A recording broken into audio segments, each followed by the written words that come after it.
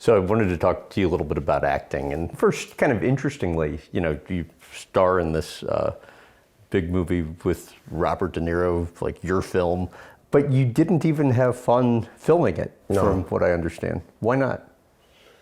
So, a variety of reasons. Number one, I was in Alabama for 10 weeks away from my family.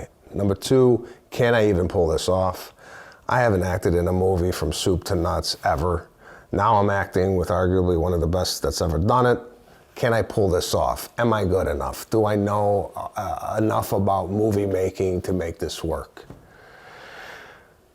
Am I going to be comfortable enough in my instincts to trust my instincts to that this is funny? So that was another big factor. And it's something that number three, that's something that I've never done before.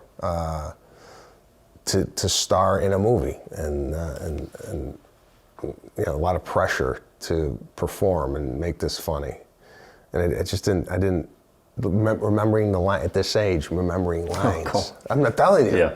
I mean, it's not like when I was 30, I could look at it, boom, boom, boom. Now I got to sit there and go over and over and over. And I'm sitting there going, do I have a learning disability? I mean, I can't remember lines like fast. What was the deal with the crying scene with De Niro? Yeah, so I had to cry at the end of the movie. That's another thing I was pining over. Can I cry? Never cried before.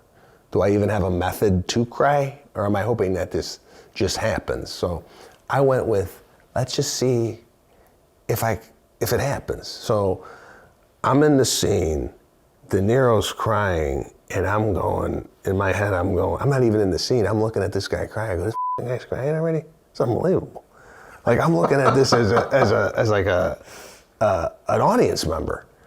And of course I don't cry. Cut, we're gonna do it again. Is this the airplane? Yeah, this is the airplane scene. But he came into that day like I've never seen him in any other day. He's like, he was very vocal about getting the scene up on his feet. Come on, let's go. I'm like, oh, this is a different De Niro than I've seen in the past. And I was wondering why. So we did it again, no crying.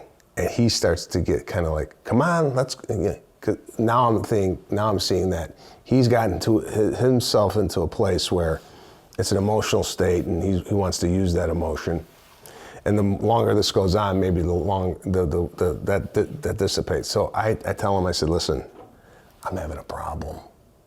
I need to talk to you. So there was an airplane there. So we went on an airplane, him and I.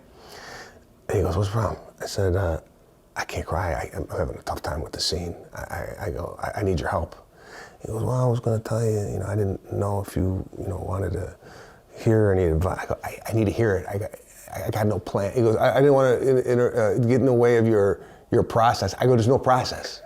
I go, I need you to help me. And he was very, very gracious. He said, I want you to think about your father. I want you to think about all the stuff that he's went through in his entire life to get you to this point. The fact that he came from a different country, didn't know the language. I want you to think about all that stuff. And he goes, I think about my son who's your age. He starts crying in the airplane talking about his son.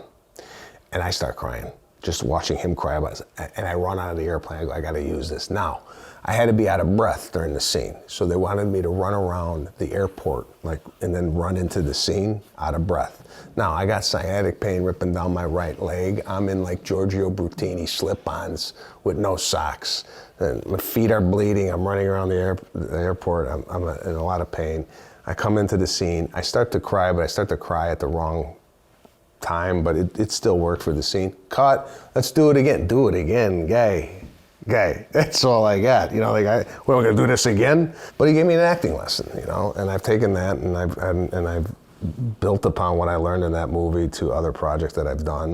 And I feel I have a confidence now that I've worked kind of with the best, and everything else now is I kind of come in with not a chip on my shoulder, but I've done this before. So even though you didn't have as much fun filming it, do you think you will continue to do more and more of it?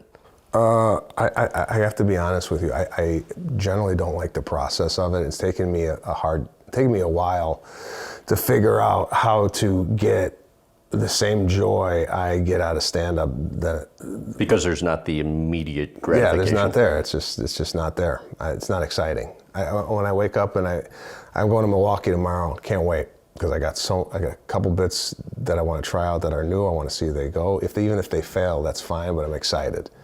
You tell me that I got to get up at 6 o'clock to get up in a makeup chair and hair and then recite lines for 9 to 10 hours. I'm not necessarily over the moon, like looking forward to that. But it's more of a business move for me. Not that I completely hate it, because if I completely hate it, I wouldn't do it. There is some enjoyment out of it.